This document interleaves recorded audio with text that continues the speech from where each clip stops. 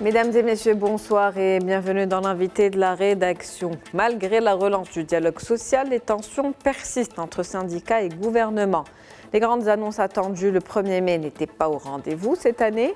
Loi sur la grève, réforme de la retraite, réforme du code du travail ou encore législation sur les syndicats. Plusieurs dossiers font débat et cristallise les tensions. Dialogue social, quels enjeux économiques et sociaux? On en parle dans l'invité de la rédaction ce soir avec M. Abdellatif Komat. Vous êtes professeur universitaire et analyste socio-économique. C'est un plaisir de vous avoir avec nous ce soir. Merci à vous pour l'invitation. Merci de l'avoir accepté. Alors, quelles sont les principales réalisations du dialogue social? Qu'est-ce qui ressort de cette session d'avril? En fait, cette session se déroule, je dirais, sous deux lignes directives. Tout d'abord, il s'agit de faire le point sur ce qui a été convenu lors des accords d'avril 2022 et d'avril 2024. Donc, il y avait un certain nombre d'accords liés notamment à l'augmentation des salaires d'une manière générale et puis un certain nombre de projets structurants. Alors, en ce qui concerne les augmentations de salaire, bien évidemment, il y a eu l'augmentation des salaires au niveau de la fonction publique. Donc, on sait qu'il y a eu une augmentation de 1000 dirhams qui a été accordée en deux tranches, 500 dirhams juillet 2024 et 500 dirhams prévus pour juillet 2025. Il y a eu également des augmentations sectorielles, notamment pour le secteur d'éducation nationale, avec une enveloppe de plus de 17 milliards de dirhams, la santé avec 3,5 milliards de dirhams et l'enseignement supérieur avec 2 milliards de dirhams. Et puis, il y a eu également cette augmentation du SMIC et du SMAG, aujourd'hui avec un cumul d'environ 20% entre 2021 et 2026. Et puis également, il y a eu en fait un impact de la baisse de la grille de l'impôt sur le revenu qui a eu un effet positif au niveau des salaires nets d'environ en fait 300 à 400 dirhams en fonction, je dirais, du salaire. Et donc, c'est une certaine avancée sur ce plan-là. Bien évidemment, les syndicats continuent à réclamer justement une valorisation du pouvoir d'achat devant notamment le phénomène inflationniste que nous avons vécu ces dernières années. Alors, il y a eu également, durant cette période, l'adoption de la loi sur la grève, donc on se rappelle il y a quelques mois. Monsieur Komat, avant de parler de la grève, on va rester sur les revenus, si vous le permettez. Donc une augmentation du SMIC, du SMAG également, une amélioration des revenus de manière générale, que ce soit dans le secteur public, mais aussi privé. Est-ce qu'on peut dire que c'est une réelle amélioration qui peut avoir un impact, notamment sur le pouvoir d'achat, ou on est encore loin par rapport aux objectifs qui étaient initialement fixés? Alors la question du pouvoir d'achat, il est omniprésente. Mais il faut rappeler quand même que nous avons connu un phénomène inflationniste entre 2021 et 2022 avec une moyenne d'inflation d'environ 6%. Et donc, le minimum qui est requis, c'est au moins, en fait, un alignement pour préserver le pouvoir d'achat. Alors, aujourd'hui, c'est vrai qu'il y a eu des augmentations au niveau de la fonction publique, au niveau du SMIC et du SMAG. Bon, il y a le secteur privé également qui est concerné. Et pour dire que la réclamation, la revendication de la valorisation du pouvoir d'achat, malgré ces augmentations, reste une réclamation, je dirais, du premier plan au niveau des syndicats, mais également il reste légitime parce qu'effectivement, il y a une dégradation, notamment sur les produits de première nécessité. Vous savez que lorsqu'on évoque l'inflation, c'est un taux moyen, mais il faut rappeler que les produits qui ont connu les plus grandes hausses au niveau de leur prix, ce sont des produits, notamment des produits alimentaires, des produits de première nécessité. Et c'est pour ça que la question du pouvoir d'achat reste primordiale. Une hausse des salaires qui n'est donc pas aujourd'hui, on va dire, en corrélation avec le niveau de vie actuel ou l'inflation, malgré sa stabilisation aujourd'hui, mais l'inflation qui a été héritée, la hausse des prix qui ne vont plus rebaisser.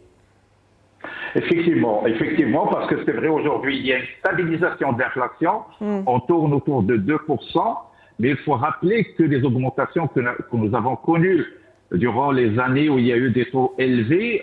Ce sont en fait des augmentations qui restent à ce jour. C'est une accumulation et tout cela a eu un impact sur le pouvoir d'achat.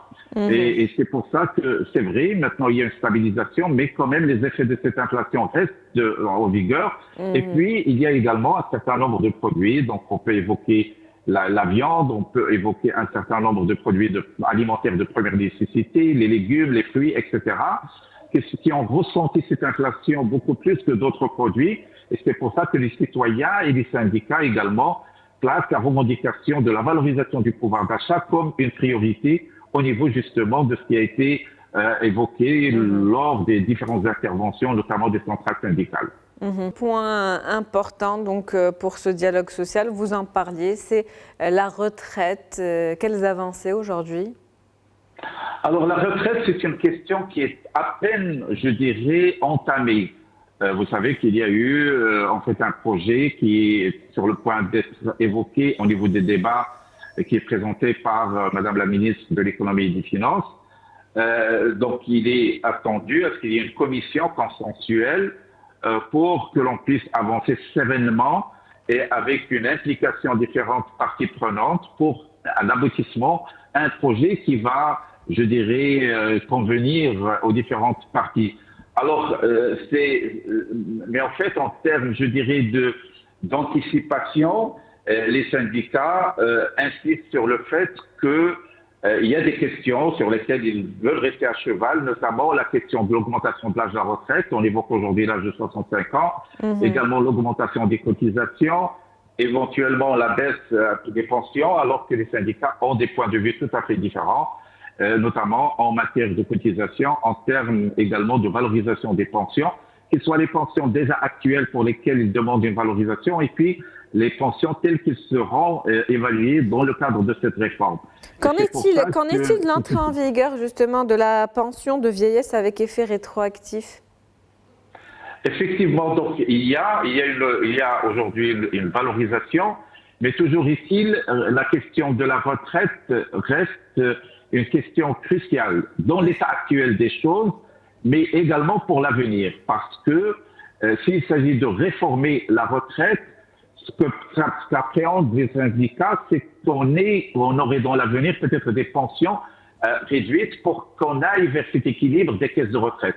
Et c'est pour ça la question de la retraite dans son état actuel en termes de nécessité de valorisation, que ce soit dans ce qui va advenir des pensions de retraite dans le cadre de cette réforme, reste parmi les points chauds, les points cruciaux qui sont à l'objet du débat, qui sont évoqués avec force par les différentes centrales syndicales. En tout cas, pour l'heure, aucun accord n'a été signé. Est-ce qu'on peut parler d'un échec des négociations? Non, en fait, nous avons deux accords qui sont toujours en cours, celui d'avril 22 et celui d'avril 2024. Il s'agit tout d'abord, bien sûr, d'aller jusqu'au bout des termes de ces accords et du contenu de ces accords. Tant qu'on n'a pas justement, réalisé ce qui est prévu, ce qui a été aujourd'hui, je dirais, privilégié, c'est de faire le point. Alors tout cela a fait l'objet d'un communiqué, le communiqué du gouvernement, qui a étalé ce qui a été réalisé et ce qui est en cours de réalisation, et puis les engagements, surtout sur des projets structurants. En fait, on a évoqué la retraite, également les questions liées à la mise en place d'une loi organisant les syndicats, les questions liées au code du travail, les questions liées à la formation continue professionnelle. Donc, il y a un certain nombre de projets, mais également, il y a tout ce qui est dialogue sectoriel pour des catégories précises. Alors, aujourd'hui, on évoque, bien sûr, les fonctionnaires dans le cadre du commune territoriale, pour lesquels d'ailleurs une réunion est prévue avec le ministère de l'Intérieur le 13 mai, c'est déjà programmé. Et puis il y a les catégories transverses entre ministères, tout ce qui est ingénieurs, administrateurs et également les techniciens. Là également, c'est des catégories très très importantes et qui travaillent au niveau de tous les ministères. Et puis il y a la catégorie des inspecteurs de travail, qui a besoin d'une attention particulière pour étoffer davantage justement ce corps qui a besoin d'être étoffé, parce que dorénavant, il aura un rôle encore plus important dans le cadre de l'État social. et puis améliorer ses conditions de travail. Et donc, ce sont des projets qui sont en cours. Ce qui a été noté, c'est qu'il y avait un communiqué, qu'il y avait des sorties des syndicats, et l'objectif, c'est de faire le point sur cet accord et surtout d'inscrire dans le temps ces différents projets. Il faut rappeler que nous sommes à l'avant-dernière année avant les élections prévues fin 2026. Et donc, l'objet de part et d'autre, c'est le dénouement de ces différents projets qui sont liés tout d'abord au pouvoir d'achat, mais également à des projets structurants, à des lois cadres et des lois très importantes, notamment au niveau qui concerne aussi bien l'entreprise à travers la CGE, et là je fais allusion au Code du travail et aux contrats spéciaux de formation, et puis qui concerne également les syndicats à travers les lois organisant le fonctionnement du syndicat. Donc ce sont, je dirais, des projets qui concernent les différentes parties prenantes. Plusieurs dossiers actuellement encore en cours. Si on devait, pour conclure, en moins d'une vingtaine de secondes, faire le bilan de ce round de négociations.